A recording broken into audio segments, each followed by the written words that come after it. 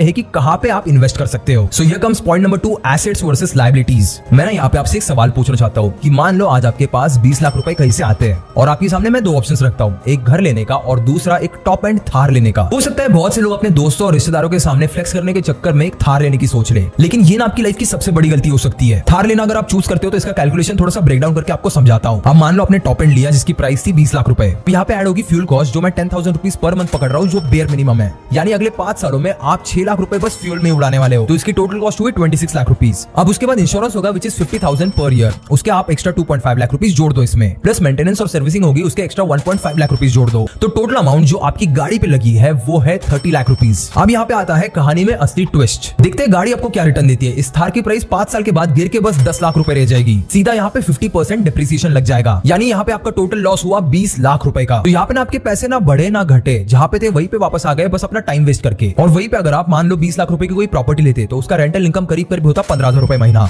यानी 5 सालों में सिर्फ 9 लाख रुपए आपके निकल के आ रहे हैं सिर्फ रेंटल इनकम से। अब उसके बाद प्रॉपर्टी की वैल्यू भी बढ़ेगी 5 सालों में, तो मान लो इस प्रॉपर्टी की प्राइस हो गई 28 लाख रुपीज, तो जो टोटल पैसे वो आपकी इस प्रॉपर्टी से बने वो हुए 37 लाख रुपीज, यानी आपने यहाँ पे 17 लाख रुपए का प्रॉफिट बनाया, वो भी बिना कुछ किए बस सही जगह पे इन्वेस्ट करके। ये एसेट्स वर्सेस लायबिलिटी का एक सिंपल एक्सप्लेनेशन था। कार आपकी लायबिलिटी थी और घर आपकी एसेट। अब ये तो हुआ एक बेसिक डिफरेंस, इसको ना थोड़ा और एडवांस लेवल पे लेके जाते हैं। अब ये भी चीज ना हमारी मिडिल क्लास फैमिलीज में बहुत बार हमें सिखाई जाती है कि यार बेटा घर लेना सबसे बड़ी इन्वेस्टमेंट है हमारे लिए, लेकिन क्या आपने कभी सोचा कि इन्वेस्टमेंट तो वो होती है ना जो आपको पैसा कमा के दे, जो सिर्फ पैसे लेती है वो तो एक लायबिलिटी हुई। हमारी जो भोली भाली मिडिल क्लास फैमिलीज होती है ना वो बस यही पे गलती कर देते हैं, लायबिलिटीज को भी वो एसेट मान लेते हैं, और वहीं पे ये अमीर लोग ना उस गेम को समझ चुके हैं। अगर आपका घर आपके लिए मंथली ईएमआई, मेंटेनेंस, टैक्स और रिपेयर का खर्चा बन रहा है तो आपका घर किसी भी एंगल से इन्वेस्टमेंट नहीं है, वो एक लायबिलिटी है। आप जिस घर में खुद अभी रह रहे हो उसे आप कभी भी इन्वेस्टमेंट नहीं बोल सकते, और इसी वजह से ये अमीर लोग ना रेंटल प्रॉपर्टीज में इन्वेस्ट करते हैं जो उनके लिए कैश फ्लो जनरेट करे। वो एक सिंपल सी स्ट्रेटेजी यूज करते हैं, वो एक प्रॉपर्टी खरीदते हैं, कुछ सालों के लिए उसे रेंट पे चढ़ाते हैं और फिर मार्केट बूम होने पे उसे 2x 3x प्राइस पे बेच देते हैं। चलो मैंने यहाँ पे आपको खुद का एग्जांपल लेके समझाता हूँ। आज से ठीक 24 साल पहले मेरे पापा ने पुणे में एक घर खरीदा था 2 रूम का, की प्राइस उस टाइम पे करीब करीब 2.5 लाख रुपीज थी। मेरे लाइफ के ना शुरुआती 15 साल उसी 2 रूम के घर में गुजरे। आज ना हम लोगों ने वो घर रेंट पे चढ़ा है, साल का ना सिर्फ रेंट ही लाख रुपए आता है और आज उसकी वैल्यू करीब करीब 15 लाख रुपए हो गई है, which is 6 times its original value. उस घर को ना आज मैं अपनी फैमिली की एक एसेट बोल सकता हूँ, क्योंकि अभी हम लोग वहां पे नहीं रहते। उसकी जो ओरिजिनल प्राइस थी उसने ऑलरेडी रिकवर कर दी है और अभी वो प्रॉफिट्स बना रहा है, लेकिन इस चीज को करने में 24 साल निकल गए। तो अगर आप किसी भी एसेट पे पैसा आज लगा रहे हो तो इमीडिएटली वो आपको रिटर्न नहीं देने वाली, उसके लिए टाइम तो लगने ही वाला है, but it is worth it. इसी तरीके की कई और एसेट्स है जैसे स्टॉक्स एंड म्यूचुअल फंड्स जो आपको डिविडेंड्स और लॉन्ग टर्म में ग्रोथ देते हैं।